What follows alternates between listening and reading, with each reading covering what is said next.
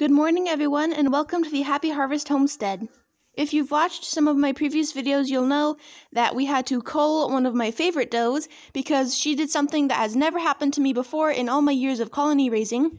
She was pregnant, and instead of preparing an empty nest for when her babies arrived, she stole someone else's nest, and in the process, I'm not entirely sure if it was accidental or on purpose or a little bit of both, she wounded very severely some of these baby bunnies. So Ivy's current litter has only one baby who's surviving who has both its ears. And a few of Ivy's babies are still healing from the scratches on their backs that they got probably accidentally, maybe on purpose though, I'm not entirely sure, from Selah, who we had to kill.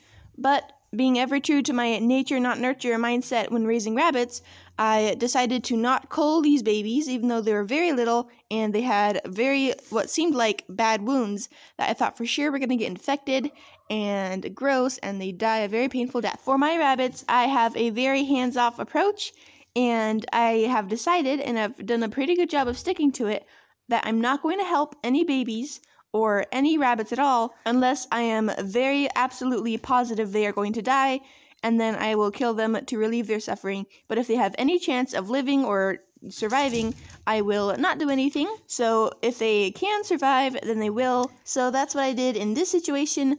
Even though I was afraid they were going to get infected and stuff like that, I didn't spray them with any disinfectant. I didn't do anything. I just checked on them all the time, and amazingly, none of them got infected. They've all healed very much, and they're all now doing great. So out of Ivy's surviving babies, we have 4 total.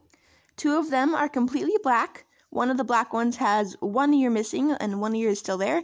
One of the other ones has all of 1 ear, and most of the other, there's like a little weird flab missing, and then that one had some pretty bad scratches on his back, and that's kind of why the fur looks strange, because the scabs and the healing and stuff is interfering with the growth of the fur, but he's mostly healed. It's just the fur kind of looks weird still.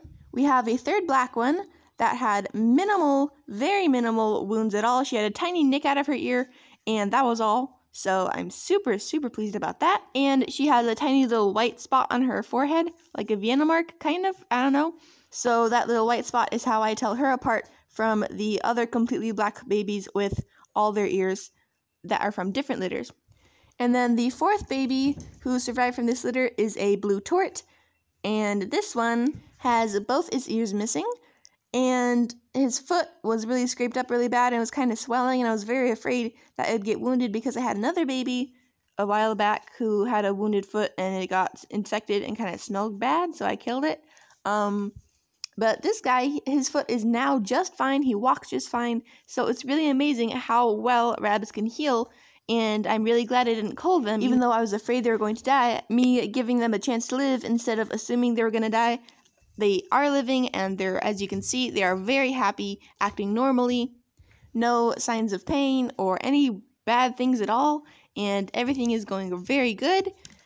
One thing I am a little worried about, though, is how they're going to do this summer. It is April, and we're in full swing of spring here. It's going to get warmer and warmer, and by butcher date, it might be May or June or maybe July or August because we feed only grass to our grow-outs, and they take a long time to grow. So I wonder how they're going to do with sometimes 1 ear or no ears, because how rabbits cool off is they run their blood through their ears, but these guys don't have ears, so they can't do that. So it'll be an interesting experiment to see. Will they cool themselves off a different way? Are they going to be just fine? Are they going to die of heat stroke? I don't know, but I'm going to test it out and see what happens. I'm not going to kill them because I think something bad might happen, because as just mentioned, sometimes what you think is not how it is, and they have been surviving and thriving so far. So it'll be interesting to see how they cope with all this stuff. I haven't noticed any, big hearing problems. I mean, I guess if you don't have ears, you can't really hear anything. But I haven't, noticed any issues with that, like them not knowing there's food or anything. So I don't know if their whiskers play a part in that, with the vibrations or what. But so far, they've been doing a very good job. So yeah, I now have a litter of mostly handicapped baby bunnies. They really do kind of look weird. They don't even look like rabbits with no ears. It'll be more interesting to see, as they grow and get bigger. I mean, right now they're really small and super cute, but as they get bigger, how they look and how they act, if anything's different. I'm very curious to see what happens, and I'm excited to maybe one day eat them. Hopefully they survive that long. If they don't, that's okay, but if they do, that'd be great. I wonder how we would tell if they have ear mites. Like, you look in the rabbit's ears, but I can't look in their ears. I can't see their ears. Do they get ear mites? Can they get ear mites if their ears are all strange and, healing strangely?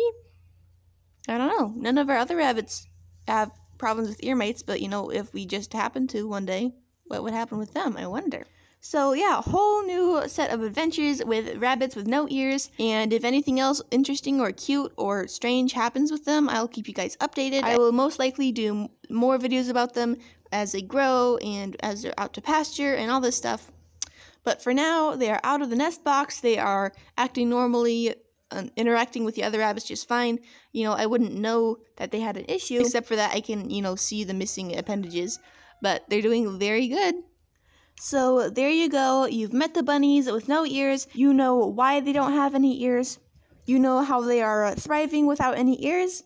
And you know our future plans for them. And you can be on the lookout for more update videos about these earless babies. Thanks for watching.